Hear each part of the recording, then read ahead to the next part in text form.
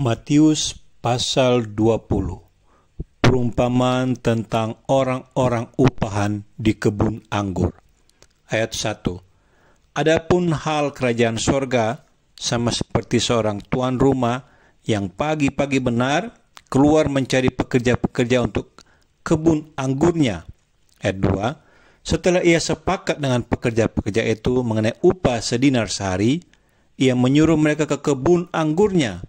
Ayat 3. Kira-kira pukul 9 pagi, ia keluar pula dan dilihatnya ada lagi orang-orang lain menganggur di pasar. Ayat 4. Katanya kepada mereka, "Pergi jugalah kamu ke kebun anggurku, dan apa yang pantas akan kuberikan kepadamu." Dan mereka pun pergi. Ayat 5. Kira-kira pukul 12 dan pukul 3 petang ia keluar pula dan melakukan sama seperti tadi.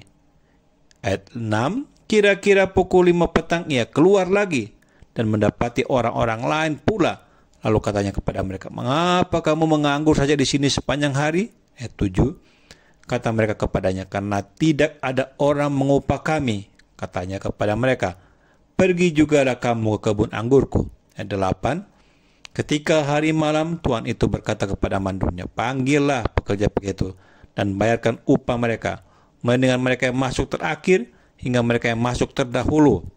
Ayat 9. Maka datanglah mereka yang mulai bekerja kira-kira pukul 5 dan mereka menerima masing-masing 1 dinar. Ayat 10.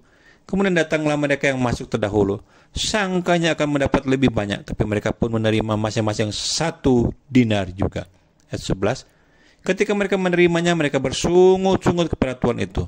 Ayat 12 katanya, "Mereka yang masuk terakhir ini hanya bekerja 1 jam, dan engkau menyamakan mereka dengan kami yang sehari suntuk bekerja berat dan menanggung panas terik matahari."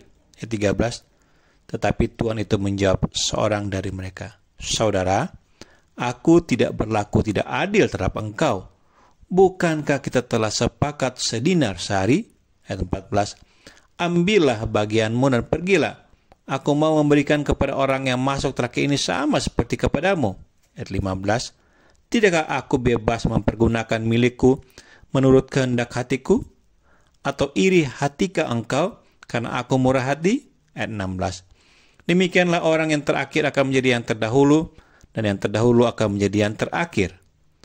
Pemberitahuan ketiga tentang penderitaan Yesus. Ayat 17. Ketika Yesus akan pergi ke Yerusalem, ia memanggil ke-12 muridnya tersendiri dan berkata kepada mereka di tengah jalan. Ayat 18. "Sekarang kita pergi ke Yerusalem, dan anak manusia akan diserahkan kepada imam-imam kepala dan ahli Taurat, dan mereka akan menjatuhi dia hukuman mati." Ayat 19. "Dan mereka akan menyerahkan dia kepada bangsa-bangsa yang tidak mengenal Allah, supaya dia olok-olokkan, disesah, dan disalibkan, dan pada hari ketiga ia akan dibangkitkan." Permintaan ibu Yakobus dan Yohanes bukan memerintah melainkan melayani. Ayat 20. "Maka datanglah ibu anak-anak Zebedeus serta anak-anaknya itu kepada Yesus, lalu sujud di hadapannya untuk menerima sesuatu kepadanya. Kata Yesus, 'Apa yang kau kehendaki?' Jawabnya, 'Berilah perintah supaya kedua anakku ini boleh duduk kelak di dalam kerjaanmu, yang seorang di sebelah kananmu dan yang seorang lagi di sebelah kirimu.' Ayat 22. Tapi Yesus menjawab katanya, 'Kamu tidak tahu apa yang kamu minta. Dapatkah kamu meminum cawan yang harus kuminum?' Kata mereka kepadanya, 'Kami dapat.'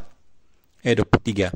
Yesus berkata kepada mereka, 'Cawanku memang akan kamu minum, tapi hal duduk di sebelah kananku atau di sebelah kiriku, aku tidak berhak memberikannya. Itu akan diberikan kepada orang-orang bagi siapa Bapakku telah menyediakannya.' Ayat 24. Mendengar itu marahlah ke-10 murid yang lain kepada kedua saudara itu. Ayat 25. Tapi Yesus memanggil mereka lalu berkata, 'Kamu tahu bahwa pemerintah-pemerintah bangsa-bangsa memerintah rakyatnya dengan tangan besi, dan pembesar-pembesar menjalankan kuasanya dengan keras atas mereka?' Ayat 26. Tidaklah demikian di antara kamu. Barang siapa ingin menjadi besar di antara kamu, hendaklah ia menjadi pelayanmu. Ayat 27. Dan barang siapa ingin menjadi terkemuka di antara kamu, hendaklah ia menjadi hambamu. Ayat 28. sama seperti Anak Manusia datang bukan untuk dilayani, melainkan untuk melayani dan untuk memberikan nyawanya menjadi tebusan bagi banyak orang. Yesus menyembuhkan 2 orang buta. Ayat 29. Dan ketika Yesus dan murid-muridnya keluar dari Yeriko, orang banyak berbondong-bondong mengikuti dia. Ayat 30. Ada 2 orang buta yang duduk di pinggir jalan mendengar bahwa Yesus lewat. Lalu mereka berseru, "Tuhan, Anak Daud, kasihanilah kami." Ayat 31. Tetapi orang banyak itu menegur mereka supaya mereka diam. Namun mereka makin keras berseru, katanya, "Tuhan, Anak Daud, kasihanilah kami." Ayat 32. Lalu Yesus berhenti dan memanggil mereka. Ia berkata, "Apa yang kamu kehendaki supaya aku perbuat bagimu?" Ayat 33. Jawab mereka, "Tuhan, supaya mata kami dapat melihat." Ayat 34. Maka tergeraklah Yesus oleh belas kasihan, lalu ia menjamah mata mereka, dan seketika itu juga mereka melihat lalu mengikuti dia.